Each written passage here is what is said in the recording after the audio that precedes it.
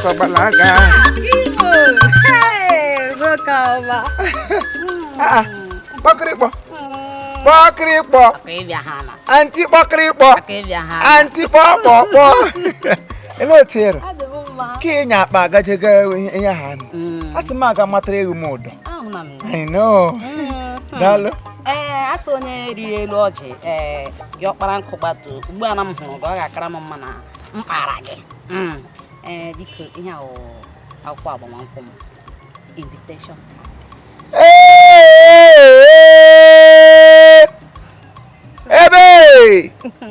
oh, invitation the gap, Patala. You know, laddie. 30th of December. Chineke le kubeleke. Onya logo. Onya waju kurese. Onya logo na wonye bekayen. Awo ni Igbo.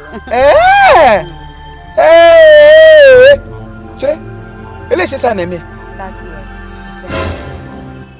30th of December. Ke 2019 no ko ke 2020. Ke 2019. Hey! British abala German. Imukwanya. Pokripo. Ya. Onye be na alago bike wuliwe. Onye lokoja. Onye Hausa. Akwa ni ihe ọ ga-agwọ. Ọkwa ni ihe ọ ga-agwọ. Mgbe I lechara anya ihu do onye Igbo ga-alago na ya wuru onye ugwu ka ị gara aga bịa ka aga na shin. Ewu lokoja. Ya bịa lokorogo. Ọwụghị nwata awụ Igbo nọ n'ala Nigeria na amadoso 30th of December 2019 wo obodo ukwu day.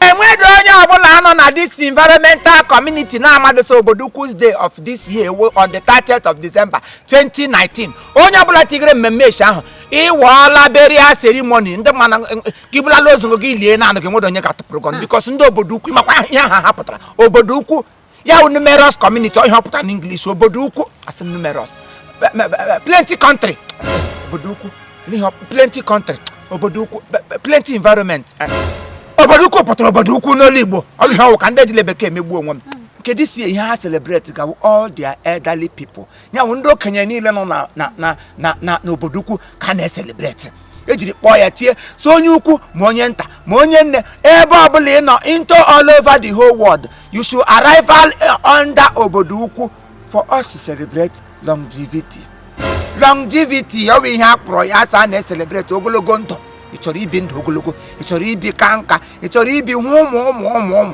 this is the hour and the period and the date for all of us to zoom into obodo ukwu ka anyị celebrate ya memorial memory that will last until forever. Sure, ndị okenye niile nọ n'obodo ukwu ka ha jikọrọ ọnụ sị mba let us celebrate them because ha sị sọpụrụ isi eruo oge aka ya ka were marriage kwụkwa aga esi enwere ga-ahụ ebe echi ga ọzọ gawa ebe a na-arụ agwụ nye ụta m na ugba m hapụ ga obodo ukwu dị m ga-aga lele anya mmanwụ ga-agba nga a ga-emere afro ụmụaka nwere their own department ebe ha ga na-egwu egwu ihe nkiri dị iche iche ndị mmadụ ga-erite ego eze dị iche iche obodo ukwu dị 2019 ị ga-adị kpọkpọ ọ ga-adị kpọkpọ Chijioke Elechukwu ọ bụ ya wụ the chairman of the planning committee of obodo ukwu day 2019 onye ọkwa na onye tigara aka n'ime sponsorship n'ihe gbasara promotion otu esi promote obodo ukwu day celebration awụ Mr. Chinedu Nwagu Dike the CEO of Agụ Bata Properties Nigerian Limited and First CN Dike Nigerian Limited ndị na-eme ka obodo ukwu day gaa n'iru Chineke ga-agọzi ha. Barrister Benjamin Obidiegwu was the President General of obodo ukwu clan.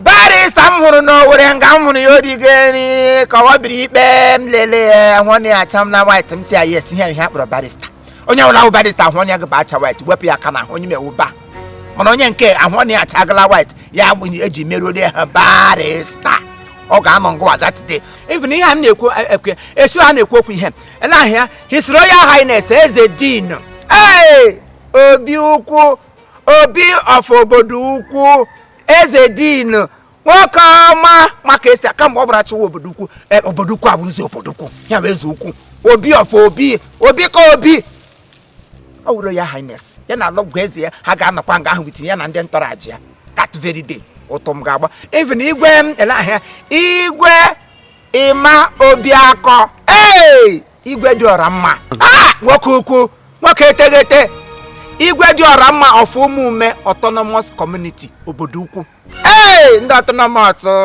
autonomous ebe ha ga-anọ ngwa esiwe ele ahịa eze kọdọ eze Christopher Ezika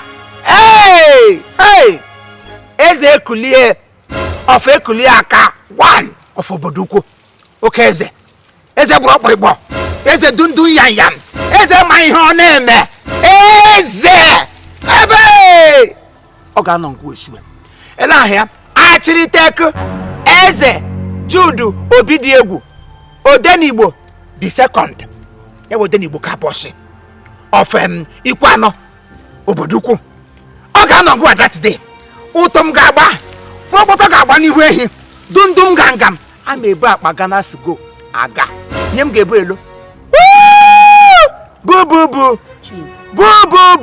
chief ọwụrụ dị architect biko ihe architect awotu ime ma achị teko ma achịrịla ya achị nọ na ya teko kwụsị ya wụ achịrị teko ihe akpọrọla m ihe ọgwụ esi aga maga ngwa tika ka mre marriage tiga gị na onye Awụsa ga-abịa ime na anyị babịa ala so na mega marriage a ga-aga ịlụgo ụgbọ alụjisego yi were gworo gịta gworo eze agba gị ụka itita ndị Igbo ahụdụla ọgụ ya wuru onye ugwu ka ị ga-asịrịkwa m sọrị dị mma ma wụrụkwa m asịrịkwa m si alụla ṅụ kama na ọwụ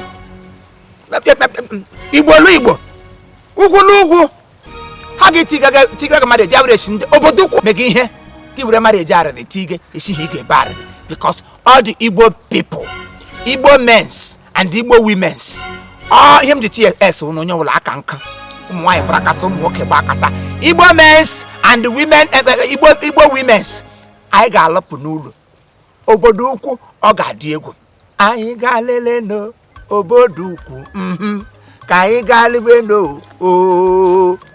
ka anyị ga-arụwe no obodo ukwu mbụ ukwu ka anyị ga-arụwe no obodo ukwu oho anyị ga-arụwe no obodo ukwu oho ka anyị ga-arụwe no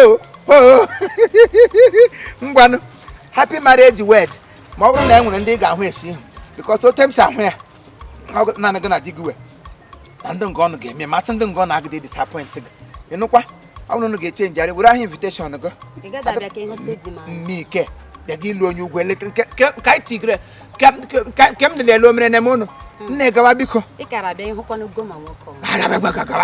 na-abịa ịhụ goro ị ga-alụ ma gwoma mgbe asị gị lọdị asị gị ka a ga-amaburu ugwu asị gị ka a ga-alụ edi ị gaje lokoja a ga-eji ewu lokoja eme gị obodo ukwu 30 ọ ga-ajị egwu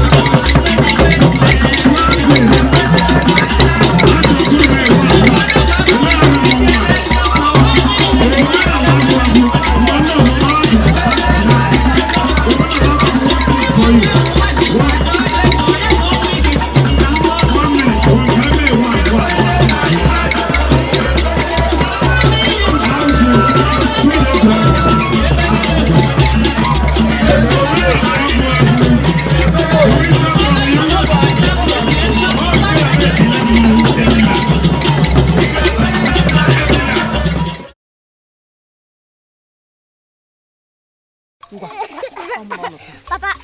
biko aku mau kayak jadi papa di kayak kila wala lo kala papa biko aku kala miti kila ti bro tu onye na-eme ka mi na ma ọ wụrụ ọsị ya wụrụ abominable I don't bloody care akpụ m na-agaje ebe mkpụ na-aga ọkwa mmi nwatakịrị si na nna ya agaghị ehi ụra that person can never sleep papa aku kayak isi yiri onye mmi ha otu ọnụ ha Imam fura ma ya ka gị megekwu ka m gwụrụ kwụzọgbuo na bọs m jiri anwụnta mmiri mụrụ ọnụ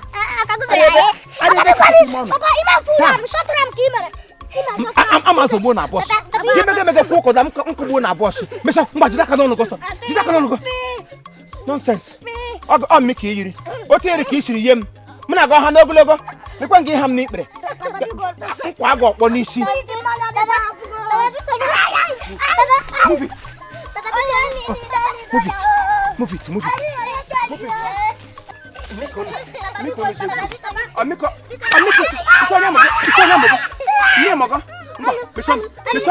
Close my mouth. Pee. Papa. Mpo. Ndo. Some papa ko. Tiem pak brai ko baby pa yaka. Papa porono ka ba? Dikeu. Mission. Come on, mission. If I talk, you talk. I beat. Look at him. Di mega dollar mas.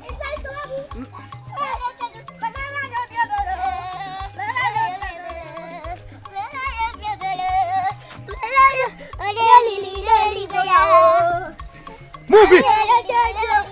Ntono. Mega tono. Hey! Get up, run.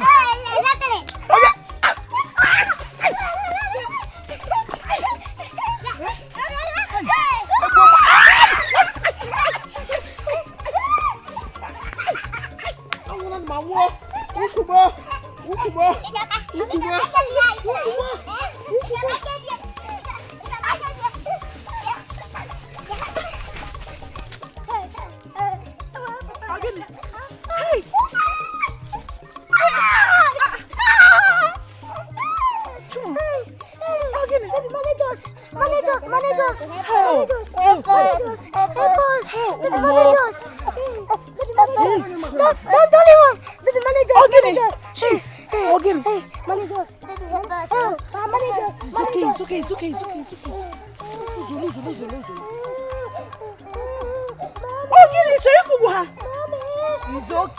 Your mom is here. Oh, Mama. Sorry. Chief Ogini, Kaijanga, Kihamin. And then Bunazan Bruni. Maka, no. Maka. Oh, sorry. Hey, area, how one of one coordination. Sorry. And then they go my. You let the Hanya. Come on, British. Come on, the tongue of Bogu. Amusu. No town. Any child that is not near the day, will never go to sleep. Honestly, I'm not there, Yona.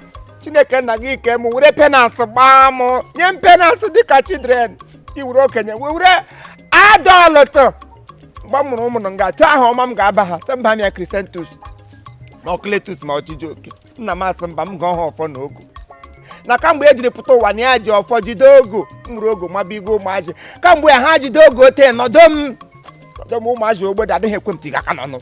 Ndem ego ha tatara. Mmenta ha mi mo. Mmadụ te ka ha na-akwọ every day ndị mmadụ na-eweta complain n'ụlọ. Mba today na today monkey go market mana nwe kilo. Even ụmụ nwaanyị na-ete m abịa n'ụlọ m na-enyere aka. Ụmụ nwaanyị ma abịa n'ụlọ ụmụ mmadụ ekwe hazi ke m ga na otu ụmụ aja anọchi anya m. Asị m ha nọchie m anya. Onye m jiri sụta enwere otu enyi m nwoke ọwụ. Cletus Michael achọ n'ọnụ ke bikwa na USA na Texas ọ ga-asa opi. Giberite na Texas ha saloon ya ehụrụ big signboard nọ n'elu ụlọ Trump. On get the signboard there. I saw a hot here my warm Michael Big Choice Saloon. Ngana lishi, mandu woke, mandu wine. Would you show literally? I saw even in America, on your lishi punk, Lakway Homer, no nya lakran afro, or guacano there. And the quiz the Yagahana Bebamu. No, Abasa Abani, the saloon no lay bagrana beige glass, and I know your mamma may send and drain. I am when come on number 47B, Fox Road, Fox Road, aba. Asengwa ko hubra kuku na no hotel. You take all batraka no be. Saloon all over. Ta ko mega birthday, ta 30th of November. Msemba. No imagine enye nem nsogbu too much. Ebe onye ebi America ebi. Nke m hu ngwu kepụrụ ha ebuwe. Etiga ha na zom. Nga na ga elele mama nke menwe. agha jụọ ha ngwa ndị ọcha ga ngwa agbarawa anya ha krismas ha mụtawa ego tana ịnọ nga abụrụ m ọbara mgbali elu ka ị bịa kwụsịrị ha n'azụ ha were ọnụ kwụjiri aka gị n'ihe gị nọ ngwa eme ha chidren imege emege gbachie nkịtị ha nọzi 2 minutes maka chukwu gị misie period gị na-emisie n'ihe na mgbe a na-emere ya wọla 9 months ụmụazị awụchitachi aga n'afọ adịghị ga-amụwa ọfọ n'ogu maka enwechi ike ịmụ beyond their height emere m ihe ọjọọ ọ mụ na ha taa egbuole m ha taa